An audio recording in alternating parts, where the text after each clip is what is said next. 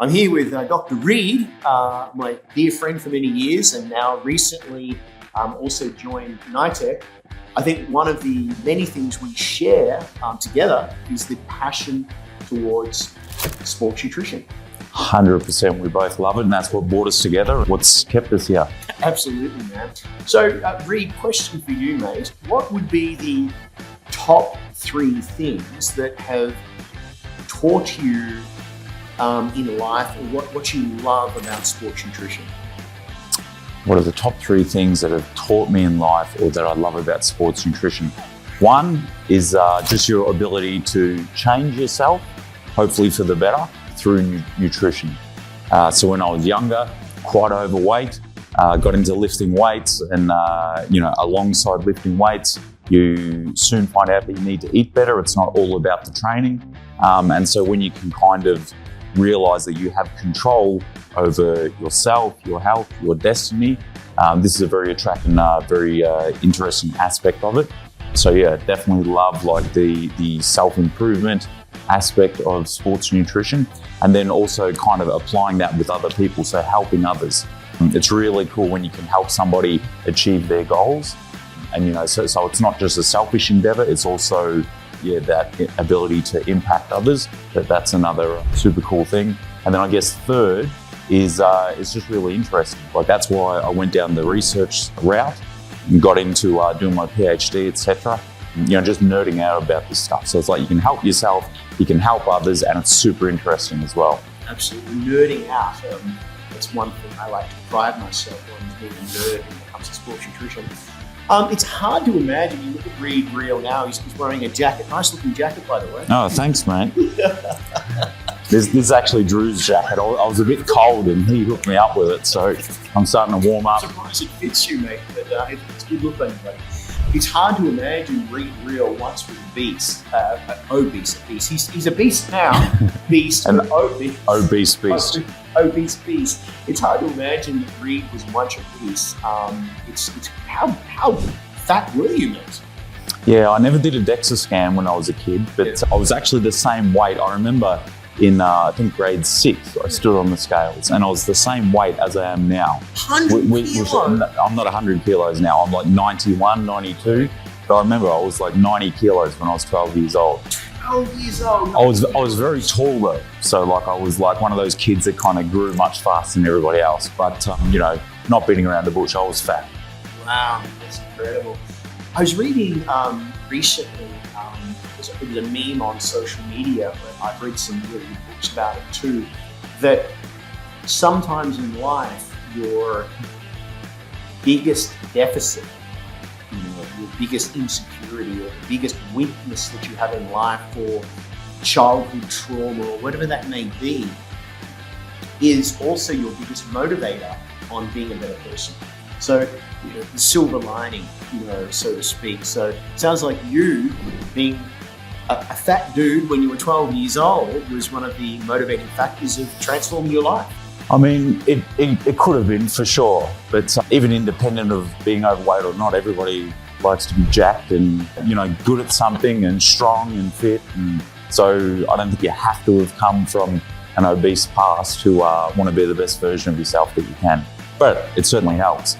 Well, that being said, I mean, to go through and get a PhD, I think you have to have a deeper core motivation than the average person to, go through that. I mean, to get a PhD, I could never get a PhD myself. I'm different than you, but, you need to have a deeper reason to do things difficult. For sure, especially a PhD, like those things are long, they can be boring. It's not many rest days, so you definitely need to have like a passion for it in order to get through the hard times. But I will say it's not just we talked about being obese and wanting to improve myself in that aspect. But when I discovered martial arts and competing, and in particular Brazilian Jiu-Jitsu, I compete all the time in Jiu-Jitsu. So a lot of my learnings in terms of nutrition, anatomy, physiology, I was just thinking, how can I improve myself as an athlete? You know what I mean? And so I was learning about different training methodologies, different ways to manipulate body mass, body composition. And so for me, university and then the PhD was just a way for me to kind of improve myself as an athlete as well. And that was kind of like my guiding force, driving me through it. Yeah. I was similar as a kid. I mean, I started lifting weights, actually originally doing push-ups and then lifting weights. I was about 11 years old. And then my father, who was a pharmacist, I used to get, he was back in Australia, if you remember, I'm a little bit older than you. Back in the day, the Australian protein powders, boy, they were bad. People don't remember. I mean, you need an electric blender to break the stuff down, and even then, it wouldn't be broken down. And it didn't go. This is whey protein. Everyone thinks whey protein is just like amazing now, but they forget how it once was. And I used to fart all day because it just didn't digest. I mean, it must have been negative bioavailability, but. Ever since as a young kid, I guess I was challenged on height, so I wanted to grow out. But I think even now looking at it, and I think you're the same. I'm absolutely addicted to exercise, and it's not just about looking good. For sure, it's about your mental health. I mean, before filming today, I didn't have a lot of time, but I did a simple body weight workout, kettlebell workout at home, just so I could be a little bit more focused and in tune with today. So we become quite addicted to exercise, and sport nutrition supports that.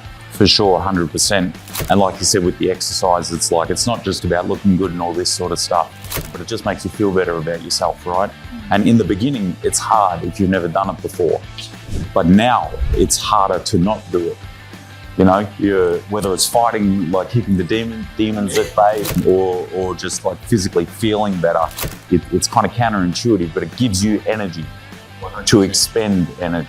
100%. Man, when I'm traveling on business trips, I'm usually faced with major jet lag. I'm often drinking protein shakes late at night because I'm on business travel.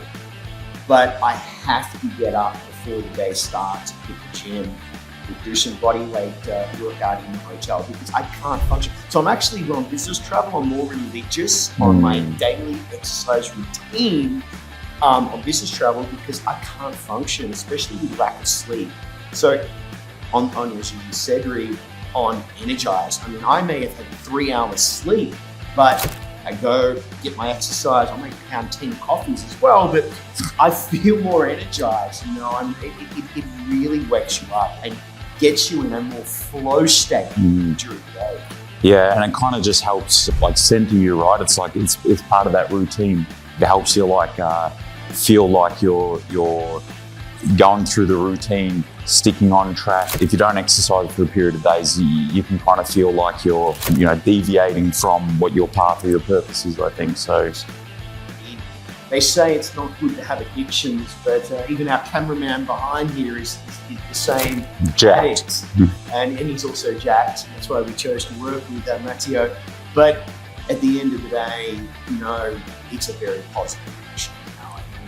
Not all addictions are good, but I am absolutely addicted to exercise. And again, sport exercise, I think we also need to be addicted to sports nutrition. And linking into our topic, mate, what motivates about being sports nutrition, I think it supports our addiction. For sure, 100%. Yeah. I mean, there's worse things you could be addicted to, right?